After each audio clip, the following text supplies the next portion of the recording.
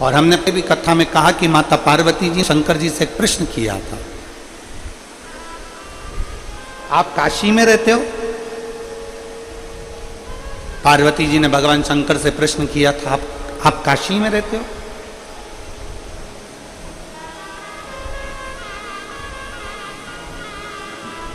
पार्वती जी ने शिव जी से प्रश्न करा था कि आप उज्जैन में रहते हो?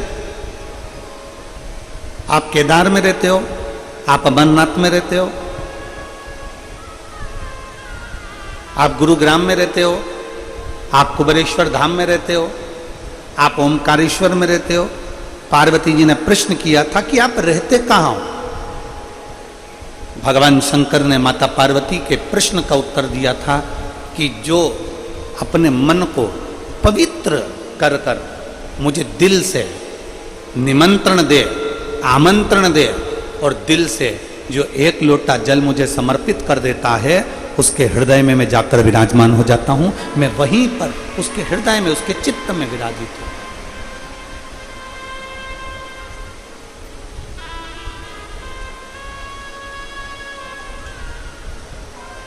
वो मेरी हरियाणा की जीजियां एक भजन बहुत अच्छा गाती हैं।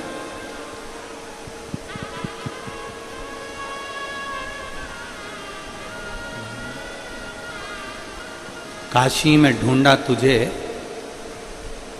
उज्जैनी में पाया है।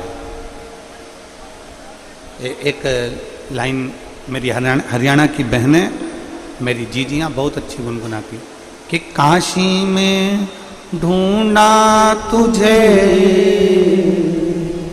उज्जैनी में पाया और भक्तों के हृदय, भक्तों के हृदय भोले बाबा का ठिकाना।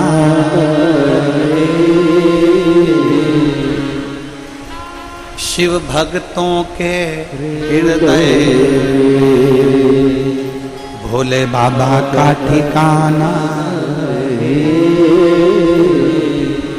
और दुनिया वाले क्या जाने मेरा रिश्ता पुराना। शिव को कहीं पर भी ढूंढ लो,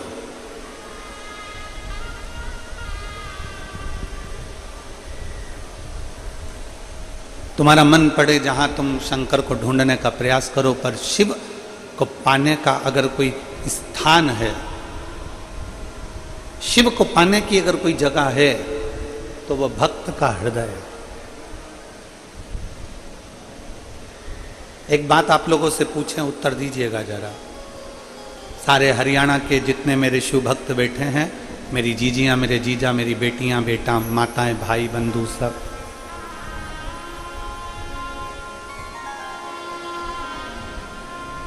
पैर छूने से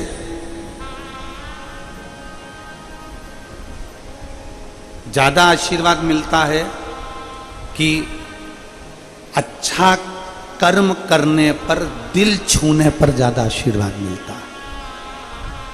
बोलो जरा, बोलो, जल्दी बोलो।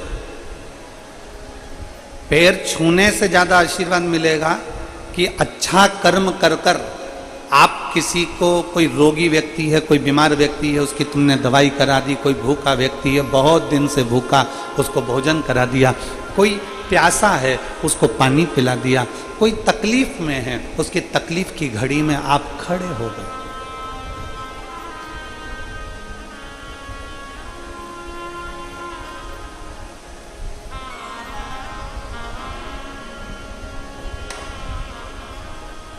किसी के कष्ट के समय पर आप खड़े हो गए।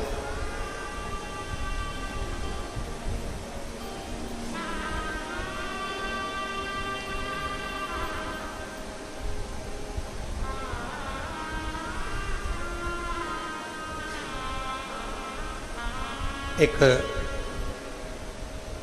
कल के पत्रों में एक पत्र था,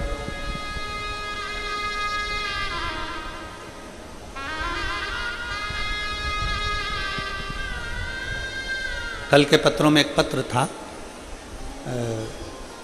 मैं वर्धन जी आपको उसके लिए धन्यवाद दूंगा, उस पत्र के लिए।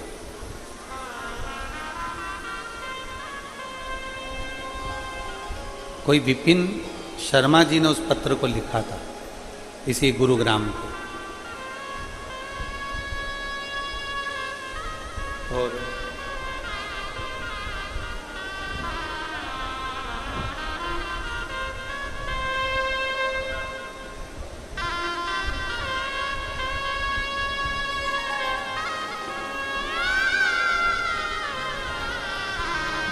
उस पत्र में विपिन शर्मा जी ने एक बात बड़ी अच्छी लिखी थी। गुरु जी,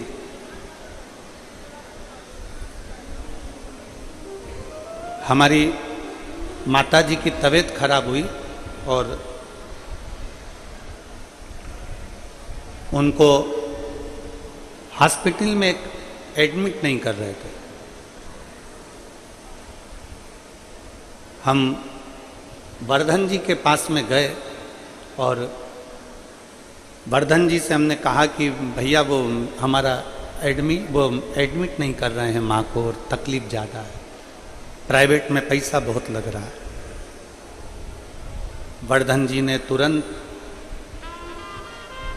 किसी को फ़ोन किया, फ़ोन कर 15 मिनट के अंदर गुरुजी हमारे पास में मैसेज आता है कि आपकी मम्मी को यहाँ भेज दो, हम एडमिट करते हैं।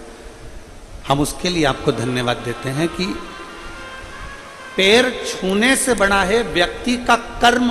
अच्छा करो, ऐसा कर्म करो जो व्यक्ति के दिल को छू जाए। और जब व्यक्ति के दिल को छूता है तो वो जो आशीर्वाद मिलता है वो आशीर्वाद कभी कम नहीं हो सकता, कभी कम नहीं।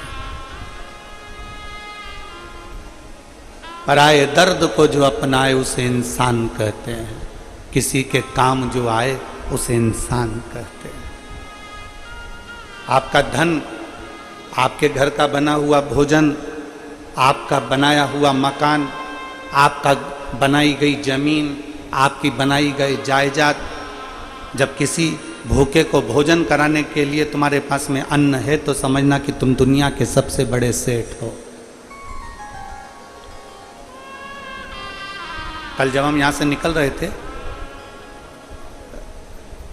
हर्ष यादव जी हमको लेकर जा रहे थे, तो रास्ते में हमने देखा कि कोई एक बहन 2 डब्बे लेकर झोले में टांग कर खड़ी है और वो अपने झोले के डब्बे में से पूड़ी और सब्जी निकाल के रास्ते में किसी को दे रही।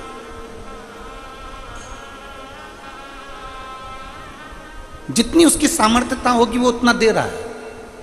फिर आगे गए तो हमने देखा कि एक कोई सिख भाई पानी की बोतल बांट रहा। फिर हमने देखा कि कोई आगे जाके बिस्कुट का पूड़ा बांट रहा। हमने हर्ष जी से भी कहा कि हर्ष जी, भक्तों का भाव देखिए, कितना प्रेम इन लोगों का। जिसकी जितनी सामर्थ्यता, आपके घर का भोजन जब सफल है जब किसी भूखे का आप पेट भर दो।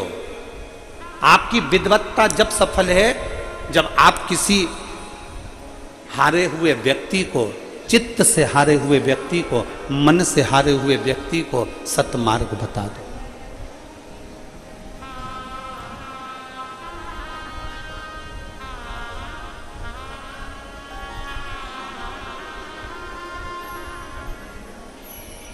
शायद हमारी इतनी कथाओं में ये पहला यजमान का घर होगा ऐसा, जो घर के लोग दूसरे के मकान में रह रहे हैं और उनके मकान में बाबा कुबेर भंडारी रह रहा है। शायद हमारे इतिहास में, हमारे देखते देखते कि सभी बहुओं ने अपने अपने कमरे खाली कर हमारे साथ में आए हुए पंडितों के लिए, हम लोगों के लिए अपने कक्ष दे दिए। कक्ष तो दिया पूरा की पूरा चेंज कर पूरा की पूरा भवन। शायद भवन जब सार्थक है जब तुम्हारे घर में कोई मेहमान आए। आज के जमाने का मेहमान होटल में रुका दिया जाता है, आज के ज़माने के मेहमान को कहीं दूसरी जगह रुका दिया जाता है, पर घर में मेहमान के लिए, घर के बुजुर्ग के लिए, घर के बूढ़े के लिए, घर में आए हुए संत साधु के लिए, घर में आए हुए बहन बेटी के लिए, घर में आए हुए बहन जमाई के लिए कोई जगह नहीं रहती। तो फिर वो मकान किस काम का? तो प्रॉपर्टी किस काम की?